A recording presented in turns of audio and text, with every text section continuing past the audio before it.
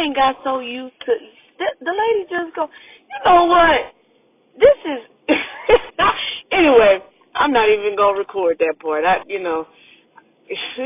just something about people, when like I understand I didn't look, what I'm saying, before I came out, but you see me, but you're not gonna blow your horn. You just gonna keep going, and I'm thinking that you hoping that I will hit you so that you have a case. Anyway, that's crazy. Anyway, the thing. So I started the recorder because I wanted to get this. What I was just talking about the Jeffrey Dahmer series or movie or whatever you call it. I caught it on Netflix. I watched it on Netflix, so they did it by episodes or whatever. Some people watch the whole movie without any breaks, right? So anyway, if they watched the whole movie without no breaks, that thing was like 6 hours, 8 hours, 10 hours long. Cause each episode was an hour long. But anyway, so listen, y'all. We were talking about some of the things that in the movie that really stood out to each of us or whatever. And so before you know it, I basically started ministering or whatever, because there were so many different points, what I'm saying, that a man or woman of God can get out of the whole thing, out of the Jeffrey Dahmer movie. For one, okay, let me see if I got time to talk about it, because what I'm saying, I'm on the road right now, but I got time. I got a little bit of ways before I get to my destination. Now, while I'm talking and I'm thinking about this, I pray right now that I can still focus and be able to, and don't miss my turn that I need to turn on. So let me go ahead and do like my dad always used to tell me when he ride with me. He say, be already in a lane that you're going to be in, that you know you're getting ready to turn left or right. Be in that lane that you need to. Don't wait till the last minute to get over there, because you might not be able to when you get. Okay, anyway, some wisdom from my late father. Glory to God, I miss him. But anyway, so back on this Jeffrey Dahmer. Okay, this story. Oh my God. So y'all, so the biggest thing about debate or whatever you may want to call it, that people are struggling with, or that people have a difference of opinion, is Jeffrey Dahmer in heaven? Did he get saved? Did he really get saved? Because when he was in prison, and a little while before he got murdered in prison, he repented, and he repented. He got baptized, and and I believe it was sincere. I mean, I really believe it was sincere. Some people have different thoughts about what sincerity looks like. Every last one of us is different. So you may say being sincere looks this way, and I consider being sincere looks this way. But God knows the sincerity of your heart. You know what I'm saying? And I shared this with my pastor, and my pastor brought up a good point too. He didn't watch the movie. He said he wasn't watching. He don't watch stuff like that. Which, understandable, what I'm saying, or whatever, cool. I'm glad he didn't, my pastor didn't judge me about me watching it, because I watched it, and I binge watched the whole thing. Cause it was good. You know what I'm saying? It was messed up, but it was good. And it really wasn't scary. It's just, the drama behind it, and the intense, and oh my goodness. But anyway, this is something, my spirit is strong, y'all, so this is not going to faze me. But I'm glad that I watched it, because I was able to get these amazing takeaways from it. So that's just how my spirit works. Oh my goodness, over time I would never thought I would be able to say this, but I am a great discerner. Like I have the spirit of discernment. Now I will say this. Now me saying this that I have the spirit of discernment.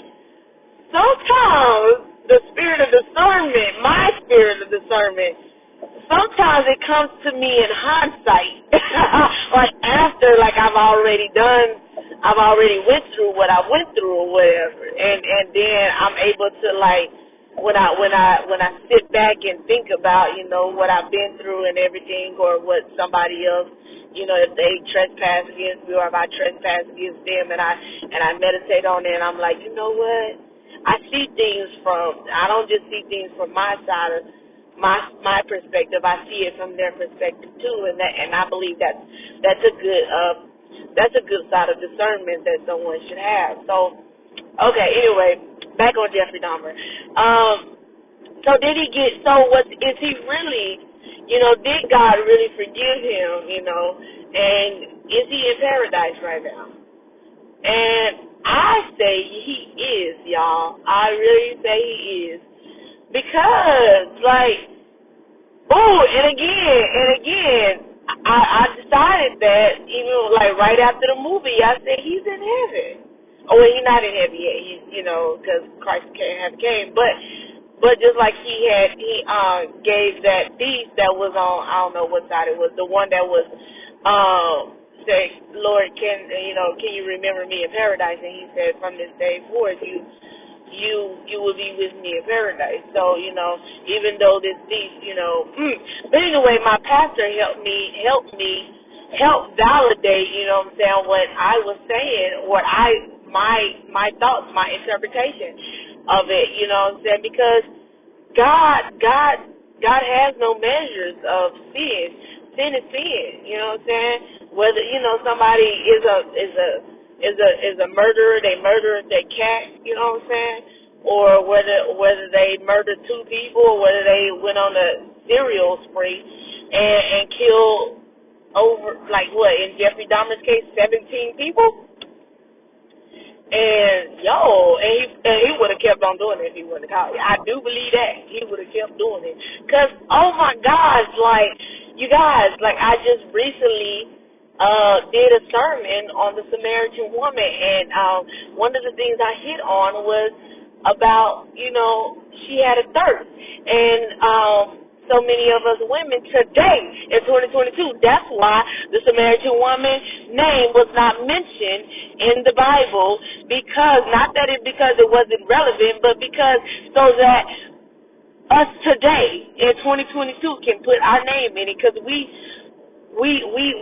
have similar situations, you know what I'm saying? We may not have had 5 husbands and the one we with is not our husband, but there's something that we are thirsting for and we keep going after, and we keep getting fulfilled temporarily by the natural fleshy satisfaction, but we're gonna always keep coming back to it.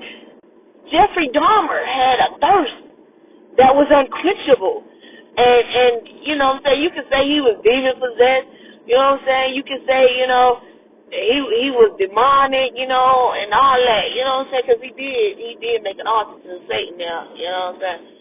Woo! But anyway, he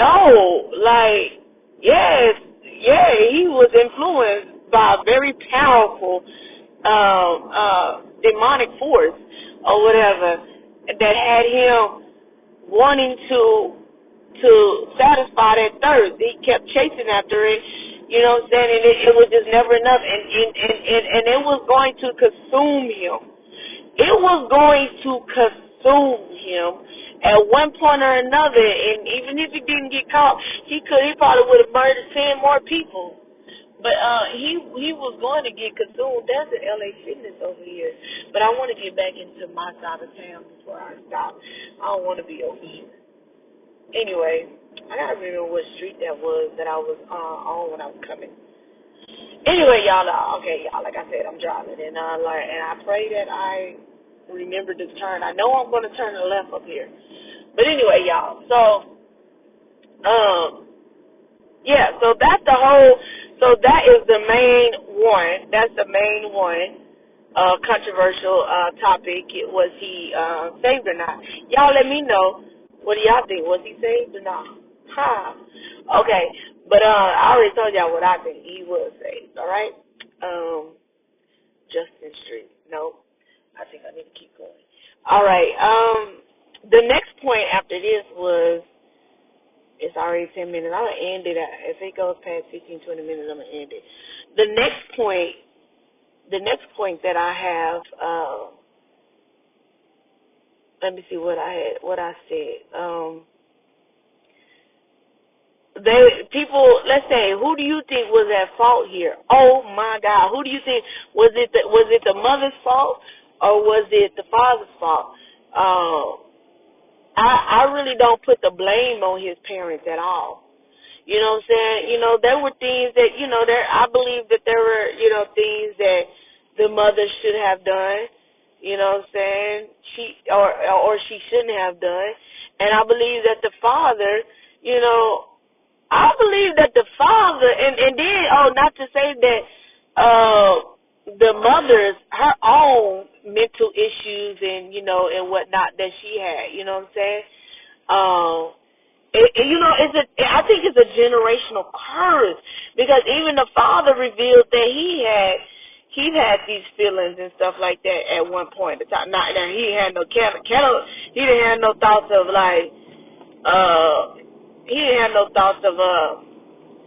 I don't think he had no thought. He said he had thoughts of killing somebody, but I don't think he had no thoughts of drinking their blood and eating their body parts and nothing like that. It wasn't that extreme. But listen, this is how sick the enemy is, because it's not. You know what? I ain't gonna even say Jeffrey Dahmer is sick. I'm gonna say the enemy is sick because, you know what I'm saying, he messed with the mom. He messed with the dad. You know what I'm saying? And then here a child is born, and he's gonna make it. He's not only gonna do the same thing that he did to the mom and the dad, but he's also going to make it worse. And so I believe that this was a generational curse that the enemy has a part in. He sowed this seed. He sowed this seed, this demonic seed into their family, and it just got worse through each generation, Lord. I don't know. They didn't really say anything much about his younger brother that he had, but I don't know. But I guess he turned out okay. You know what I'm saying? He probably had his flaws just like all of us do, but we don't hear his name, so maybe he was a regular person.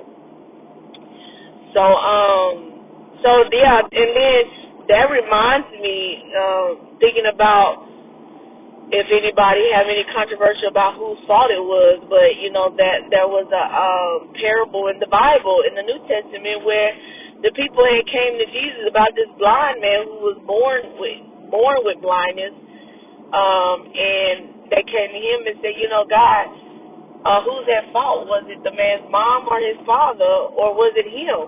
You know what I'm saying? Because he was born with this disability. And God said neither, you know what I'm saying? It is so that the glory of God would be revealed or whatever like that. So that's immediately what came to my mind. I don't know, y'all call me, I don't know, is it a minister thing or whatever, or is it somebody who's just really, really in tune with the word of God? Praise God. I thank God for that he has me, on that, my God. So anyway, and then, oh my God, and so, yeah, I got so many different points or whatever, but the other main point that I'm going to say is, I already talked about how Jeffrey Dahmer had a thirst. I already related to the Samaritan woman, and which brings me to the point or whatever that I have another recording or whatever that I did about, you know what I'm saying, I know that I did a sermon on the Samaritan woman, and I was talking about how it relates to us, most of us, a lot of us women out here today, women, right, that we have a thirst or whatever. But let's not exclude the men. The men have the men have men can be thirsty too. Men have thirst that although they do their best to satisfy their thirst, and after this time, this the last time and whatever, but they end up still find themselves chasing after what it is that they are addicted to, or they get pleasure from, and they would never be satisfied for only for a minute, only for a short while, and then they're gonna want it again. And I talked about that in my last recording session that I had, that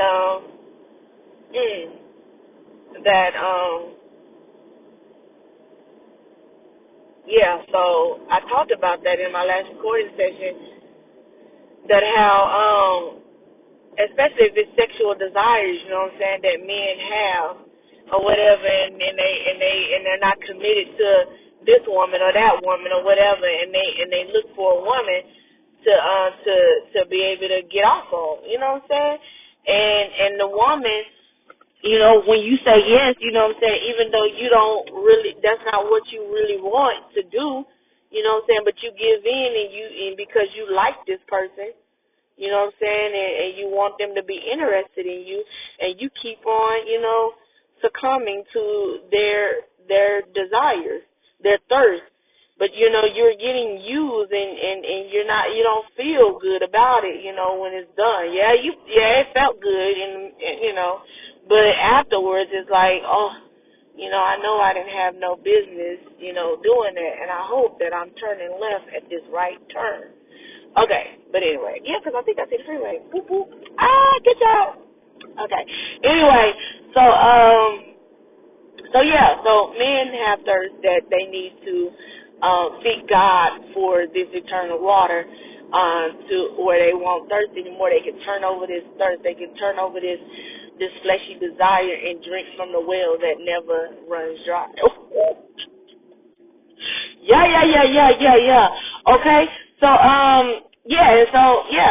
Jeffrey Dahmer had a thirst. I know I said that earlier. Jeffrey Dahmer had a thirst. He had an addiction. He was chasing after this journey that was rooted in him by a demonic force to keep killing and to eat blood and to eat the body parts of his victims. Like, and I'm gonna say this, and then I'm done with this because it's getting a little lengthy or whatever. But I'm gonna say this: even his thirst was so bad, he really liked one of his victims, and that's the deaf guy. Like, I really like watching that. That was so beautiful, you know what I'm saying?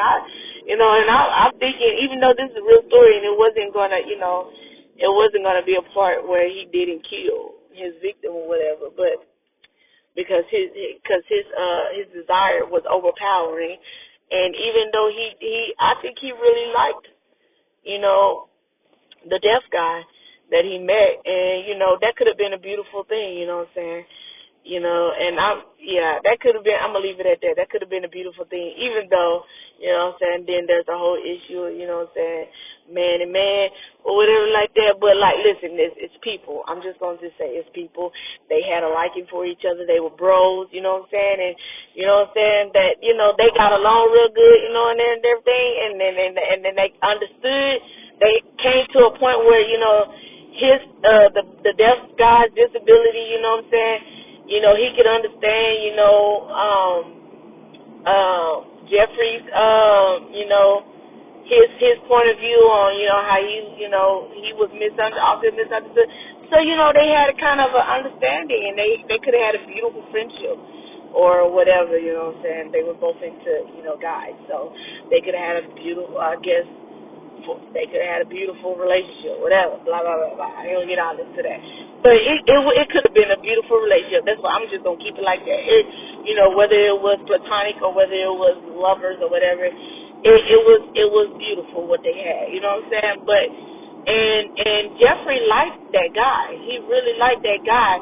But, man, he couldn't get over, he couldn't resist the opportunity to kill, especially when it came back. You know what I'm saying? He forgot his keys and he had to come back, and oh my God. It was so sad. I was like, dang. But yo, so yeah, that was just so many points, and the whole, and then I was talking to somebody about it, and then I said, you know what? And here's another thing too. People of us today, we have a lot of people have, a disease, diabetes, cancer, even a mental disorder. You know what I'm saying? And I was telling somebody, and I said, you know what? Because she had shared, you know what I'm saying, that she was diagnosed with a mental disorder and everything. And I said, what a lot of people do, and this is why they end up, with that for a long that disease or that whatever ailment, that attacks their body for a long time until death, is because they have the opportunity. Everybody has the opportunity to be healed. But what happens is, somewhere along the line, I know the word has came into their life where, have faith and you will be healed. And then you got faith, and then people will try, or would, for a short amount of time or amount of time, they would be on this journey where they do the work, they take care of their body, they eat right, they, take whatever medicine or whatever, something that that will help them, get over the disease or the disorder or whatever, right? They do the work, they do what they're supposed to do, but it only lasts for a short amount of time. But even if they continue to do it, they got the faith, they do the work, to get healed. But here's the other part that they don't do.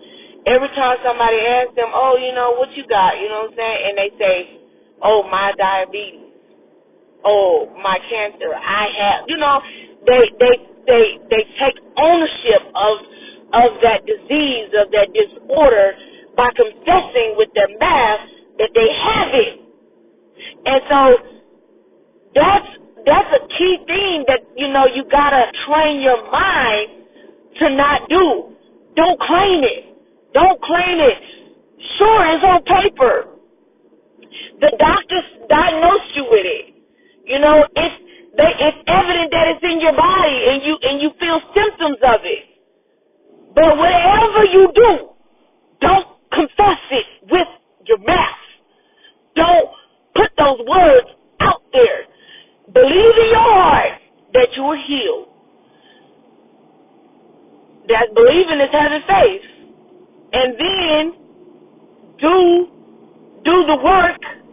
Activate your faith with the work by applying the work, by taking care of yourself, doing the things of the natural that you can do so that you don't have the symptoms, that it will dissolve start to dissolve the disease, the mental disorder. And then watch your mouth. Watch what you confess. Watch what you say. Be vigilant. Oh, my God. So, yes.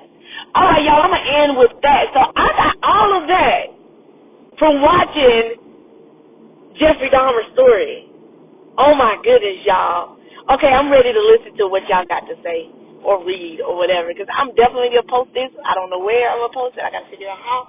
But, y'all, this is good. All right, y'all, I'm out, yo. Peace out. Y'all have a good day. Peace and blessings. Bye.